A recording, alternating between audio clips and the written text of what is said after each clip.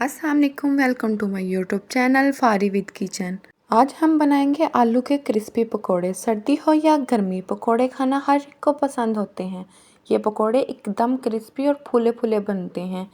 वो कैसे, उसके लिए आपको वीडियो को आखिर तक देखना पड़ेगा ताकि आपके पकोड़े भी क्रिस्पी और क्रंची बन सकें। चले स्टार्ट करते हैं। हम आलू लेंगे, उसके ऊपर से छिलका उतार लेंगे।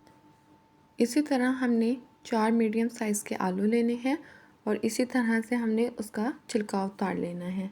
ये देखिए, हमने आलू का छिलका उतार लिया है। अब हम इसे स्लाइस में कट करेंगे।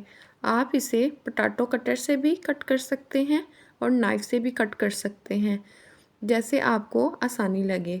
इस तरह से हमने आलू की कटिंग बारीक बारीक कर लेनी है और ये पकोड़ा आप सबको बहुत पसंद आने वाला है।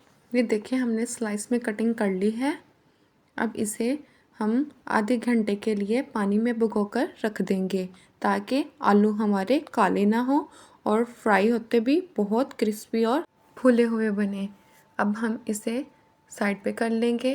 नेक्स्ट स्टेप पे आएंगे। एक बॉल लेंगे, उसमें 1 कप बेसन का डालेंगे। बेसन जितना अच्छा होगा पकोड़ा उतना ही मज़े का बनेगा। अब 1 टेबलस्पून मेथी का डालेंगे, जिससे पकोड़ा बहुत ही क्रिस्प बनता है। 1 टीस्पून ज़ीरे का डालेंगे।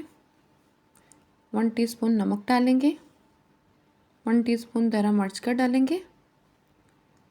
1 टीस्पून लाल मिर्च का पाउडर डालेंगे।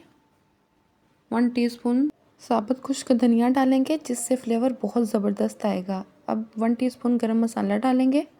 2 टेबलस्पून पालक के डालेंगे, जिससे जायका बहुत ही कमाल का आएगा। अब इसमें हस्बे ज़रूरत पानी डालेंगे और इसे अच्छे से मिक्स कर लेंगे ताकि इसमें कोई लम्स ना रहे।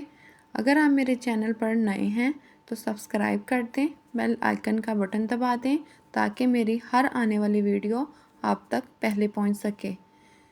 अब इसे अच्छे से मिक्स कर लेना है ताकि बटर हमारा थिक ना रहे। अगर थिक रहा तो आलू के ऊपर इसकी कोटिंग मोटी हो जाएगी, जिससे पकोड़ा फूलेगा नहीं और क्रिस्पी नहीं बनेगा।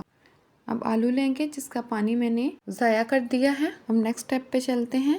एक पैन लेंगे, उसमें ऑयल डालेंगे, फ्लेम हाई रखेंगे। अब इसमें आलू की कोटिंग करेंगे, कोटिंग अच्छे से करेंगे। अब इसे गरम ऑयल में डाल देंगे। अगर आपको ये आलू पकोड़े की रेसिपी अच्छी लगी हो तो ज़्यादा से ज़्यादा शेयर करें। जब ऑयल अच्छे से गर्म हो जाए तो फ्लेम फिर मीडियम कर दें।